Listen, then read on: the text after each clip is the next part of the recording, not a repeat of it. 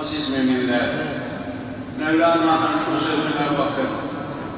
Bir ağaçta iki dal, biri yemyeşil, öteki de kupkuru. Aynı ırmağın kenarında iki tane kamış, biri şeker kamışı, diğeri de kaval kamışı. Aynı ırmağın kenarında iki tane ceylan otluyor. Birisi gübre ceylanı, öteki de misk ceylanı. Yani bu kandiller geliyor, geçiyor. Bana hiç faydası olmayacak mı? Bakın şu okuduğum ayet-i kerimede, ey müminler Allah'tan korkun. Yarın için ne hazırladıysanız ona bir bakın. İkinci defa uyarıyor. Vettekullah. Allah'tan korkun, ona saygılı olun. Onun lütfuyla, onun nimetleriyle, onun mülkünde ona göstere göstere isyan etmek uygun mu? Akla yatar mı? İnnallâhe habîrun bimâ ta'melûn. Ne yapıyorsanız Allah ondan haberdardır. Aziz müminler, öyleyse işte bu günlerde onun bir muhasebesini yapmalı. O kandil geldi, bu kandil gitti.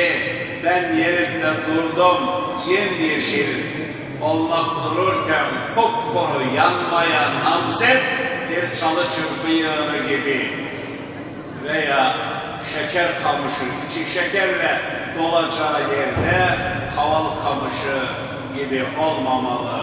Her tarafından bu ad verilmiştir. Recep ayının ilk perşembesini Cuma'ya bağlayan gece. Arkasından aynı ayın içerisinde, Recep ayının içinde diğer bir kandil, Miraç kandili. 13 Nisan tarihinde inşallah Miraç kandilini idrak etmiş olacağız. Bismillahirrahmanirrahim. Men ca'e bil haseneti felehu hayrun minha.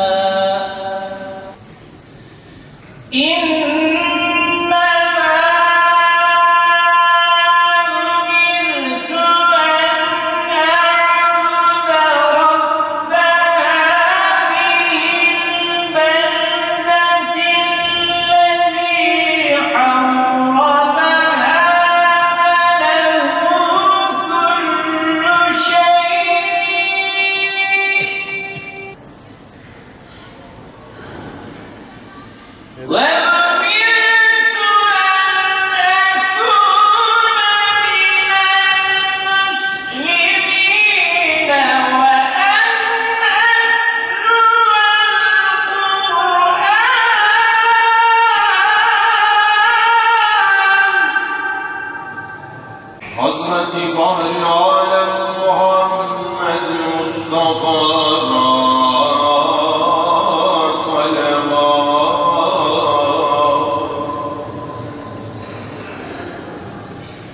Allah'ın zikredelim evvela vacip olur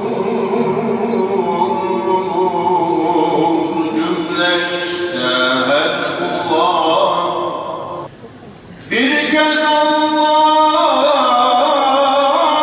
diyse aşk ile lisan dökülür cümle günah misli hazan. Euzu billahi mineşşeytanirracim. Bismillahirrahmanirrahim. سبحان رب السماوات والأرض رب العرش عما يصفون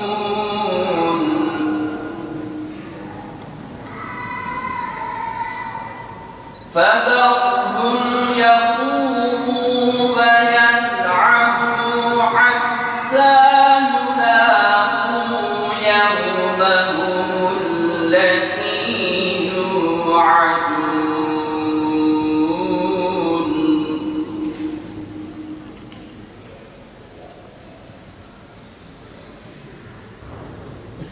وهو الذي في السماء إله وفي الأرض إله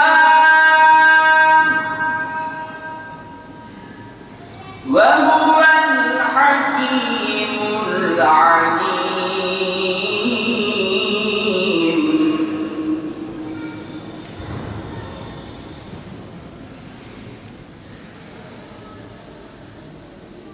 وتبارك الذي له ملك السماوات والأرض وما بينهما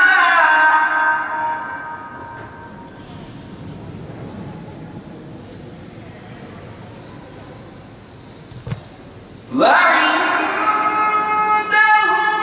علم الساعة وإليه ترجعون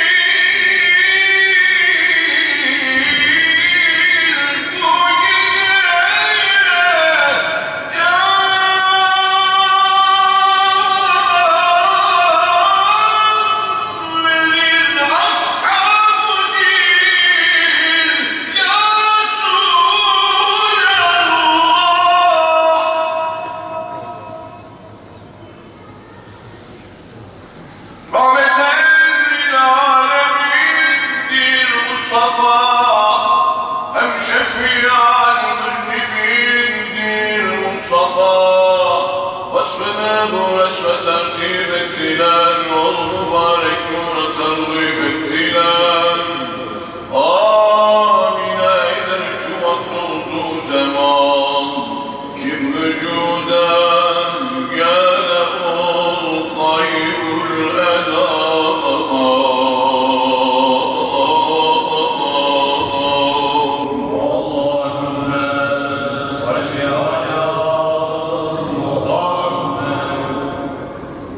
بسم الله الرحمن الرحيم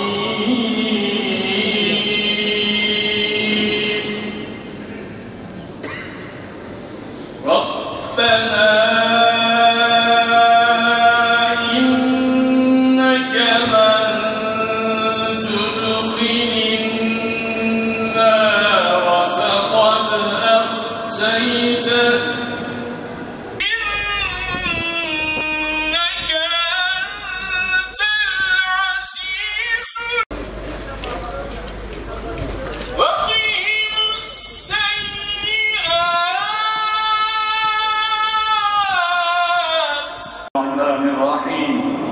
الحمد لله رب العالمين والصلاة والسلام على رسولنا محمد وعلى آله وصحبه أجمعين. Emrede rahmet olarak gönderilen Hz. Muhammed Mustafa sallallahu aleyhi ve selleme hürmeten ayağa kalktık. Ona Allah ümmetimizi kabul eyle. Allah'ım sayemizi meşgul, zembimizi mağfur, amellerimizi makbul, ticaretlerimizi ticaret eller kabul eyle. Allah'ım kalbimizi imansız, dilimizi Kur'ansız, kulağımızı ezansız, vatanımızı bayraksız bırakma Allah'ım. Vatanımızı böyle minarelerden ezanımızı dindirtme Allah'ım. Allah'ım Hz. Nuh Aleyhisselam'ı tufandan, Hz. İbrahim Aleyhisselam'ı ateşten, Hz.